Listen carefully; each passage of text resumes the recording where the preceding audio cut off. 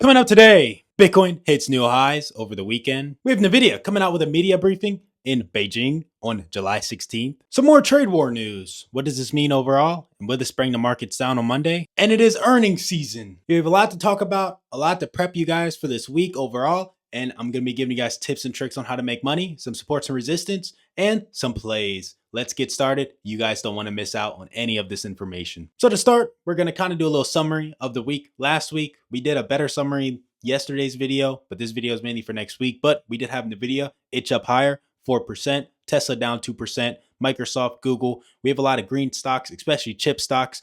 We see AMD 5%, Broadcom 1.3%, and some other ones that did pretty decent over the week as well. And we did have crypto make a big move to the upside, especially we're seeing Bitcoin right now. We're almost touching that $120,000 level. And honestly, if we can break past that 120, I think we can get to that 125 very, very soon. But over the weekend, we are doing pretty good on Bitcoin. And honestly, if you guys have some plays over the week, you guys are probably happy right now. But have your patience because we still got some time until the market opens up overall. Learning is key to become profitable with the stock market. I have cheap courses down below. You guys will make your money back within the first trading day. First link in the description below. But before we get into supports and resistance, stuff like that, we have to talk about earnings a little bit. So we do have Q2 earnings are starting to heat up and big banks are leading the charge. These reports set the tone for the market. So pay attention. So Monday, July 14th, we have FAST, F-A-S-T, FB Financial, FBK. Tuesday, July 15th, we have JP Morgan, Citigroup, BlackRock, Wells Fargo, JP Hunt, and some other ones. If you guys don't know, the ticker IBIT, what I talk about a lot, BlackRock actually owns it. Somebody there. And they might be talking about some revenue with their Bitcoin overall. Wednesday, July 16th, we have Goldman Sachs, Johnson & Johnson, Morgan Stanley, United Airlines. Airliners have been pushing up, especially seeing Delta recently. So have United Airlines on your radar, because if United Airlines can beat as well, we could probably see airliners itch up even higher. And people might anticipate beating earnings too. So keep United Airlines and the other airliners on your radar as well. Thursday, July 17th, we do have Netflix, Pepsi, Taiwan Semiconductor, TSM. Friday, July 18th, we have American Express, Charles Schwab, 3M. Why does it matter? So banks like JP Morgan and other banks are economic bellwethers. Strong earnings could signal resilience despite tariff noise, while weak results might spook investors. Netflix and TSM are tech heavyweights. Watch for AI and streaming updates. We also see a lot of hype behind the banks beating Q2 estimates, so expectations are pretty high. So check how these stocks react post earnings for volatility plays. I'll also be updating you guys in the daily video and some shorts on how these plays move post earnings. Next up, we have the stock calendar, what to expect. We have nothing for Monday, so it's kind of empty, but key economic releases next week could sway Fed rate expectations and market sentiment. With the Fed rate stuff, we do have Jerome maybe considering resigning, and then we did get some news from the White House saying that President Trump can fire Jerome if the circumstances are pretty valid behind him firing him. So we do have a lot of things behind that, so keep that on your mind as well. But Tuesday, July 15th, we have Consumer Price Index, the CPI for June. Core CPI is expected around 2.9%. Higher than expected inflation could kill hopes for July rate cuts, currently at 6% probability. Tuesday, July 15th, we also have retail sales for June. Bank of America predicts robust spending, 0.2% year-over-year growth, which could boost consumer discretionary. So Wednesday, July 16th, we have the PPI. This gauges the wholesale inflation and could signal cost pressure for companies. So other data, watch for housing starts and industry production later in this week for broader economic health. Inflation data is huge with tariffs in the mix. If CPI or PPI comes in hot, expect treasury yields to spike and stocks to wobble, especially growth names like tech. Retail sales will show if consumers are still spending despite trade tensions. What to watch with this? So watch for inflation surprise. A lower CPI could revive rate cut hopes, lifting small caps. A higher CPI might hit tech and growth stocks the hardest. Consumer strength, strong retail sales could juice up stocks like Target, TGT, or consumer discretionary ETFs like XLY. But Thursday, we got initial jobless claims, US retail sales, business inventories, and some other ones. We have a bunch on Thursday. And then Friday, we got housing starts, building permits, and consumer sentiment.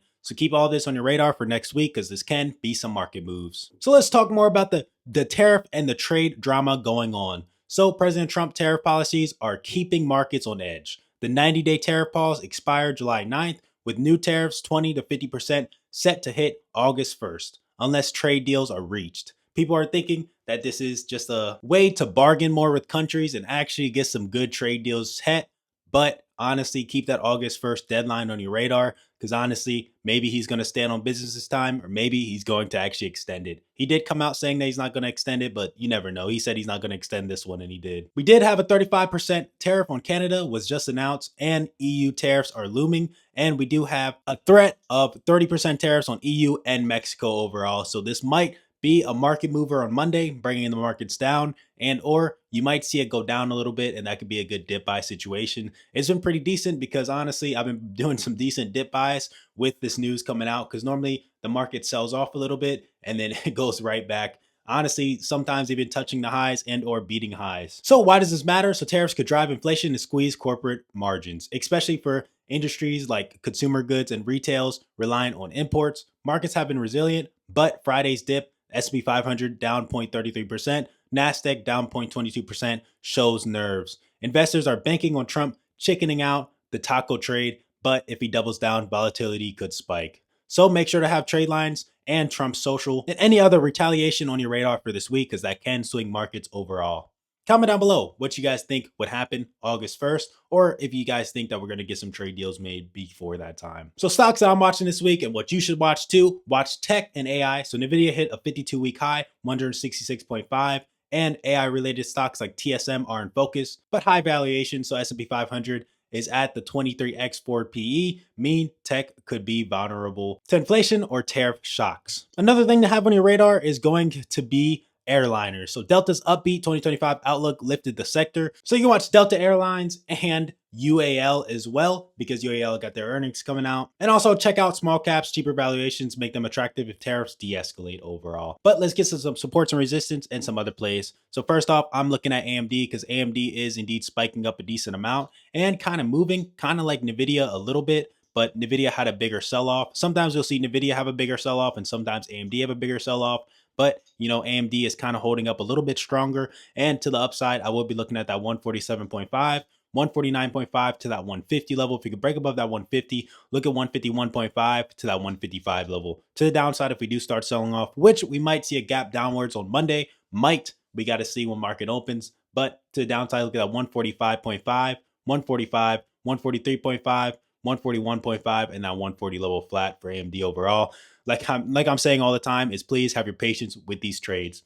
Next one is going to be Boeing, and Boeing is looking pretty good. We had a big spike up after the market closed. So to the upside, do see if it holds that 230, of course. But if we hold that 230, look at that 232.5, 235, and that 240 to the upside. But if we do start inching down, watch that 230. If we break below that, look at 228.5.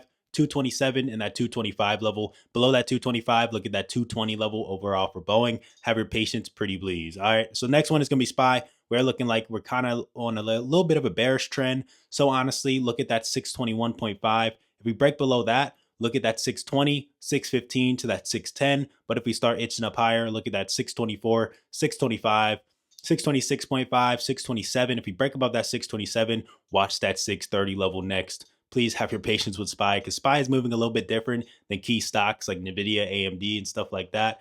Next one is going to be Apple. Apple is kind of moving more with the SPY overall. With that being said, to the downside, look at that 210. If we break below that 210, look at 208.5, 207.5, 205, and all the way down to that 200 level. To the upside, if we do start itching up higher, look at that 212, 213.5, 215, and that 220 next for Apple. Honestly, I'm personally waiting on some more news to come out. We did get some, announcements of like a new MacBook, new iPhone 17e, and stuff like that, but I don't think that really helped out the stock too much. We do have a potential AI deal that can make Apple look a little bit better. That's what investors have been waiting for. So maybe if we can get that, maybe Apple can start looking a little bit better. Next one is going to be Palantir. We did have a decent run to the upside, but we are kind of consolidating a little bit. So do watch that 145 to that 140. If we could break above that 145, we can look a little bit more bullish. And then we might be able to get to that 150 line. And then to the downside, if we break below that 140, we might look a little bit more bearish and look at that 138.5 to that 135 to that 130 level for Palantir overall. Tesla, man, it's kind of up and down right now. Honestly, you can get some run ups, get some run downs. I made a better video on it yesterday if you guys want to kind of like learn more about Tesla. But with that all being said, I'm going to be looking at that 290 level, but that 300 is going to be key. So 300 and then probably get down to that 290. But if we do start itching up higher, I'm going to be looking at that 320, 325, and then all the way up to that 340 level. Honestly, this one is one that you can run up with some news. If we get some good news, you can make yourself a little day trade. This is like a day trade only stock. You can swing trade it sometimes, but honestly, man, news comes out of nowhere with this one. So this one, you can have your patience, but you can make a decent amount of money if you play it correctly. Bitcoin, man, Bitcoin is looking pretty decent. Like we were talking about at the beginning of the video, I'm going to be watching that 120. If we can break above that 120, we might get some room to move to that 125, and or it might bounce back down to like that 117 to that 116 level. So honestly, man, have your patience with Bitcoin, but some stocks to trade, of course, MSTR, Coinbase, and one that I personally trade is IBIT, because you're not really risking too much money with the plays. And honestly, IBIT has been running up pretty decent, but you play this one like 3 weeks out, you're spending $250 for in the money plays. That's only in the money. You can play out of the money more. But with that being said, man, it's not too expensive and you're not really risking too much, especially for some call options. You get some call options with this run up, you can make a decent amount of money. And yeah, XRP is looking pretty decent too. We might be able to touch that $3 level soon. We kind of bounced off of it almost. We almost touched it, but honestly, man, we might be able to get $3 this week if crypto keeps on running up. But if we do start having a sell off, honestly, you can lose a lot of money. I'm not really recommending you guys to put a lot of money into XRP or any crypto right now, just until we get like another breakout from this little range that we're in right now. But if we can get a little breakup above, you could probably make some money to the upside. But I'll personally have your own patience, and you could probably play Bitcoin and some other stocks like IBIT and stuff like that, some option plays, especially if you start itching down lower. But have your patience with these ones, and good luck trading this week, man. Smash the like button, subscribe. Check out those courses, first link in the description below. Comment down below what stocks you guys are watching and how much money you guys made on Monday and your goals. Peace out, guys.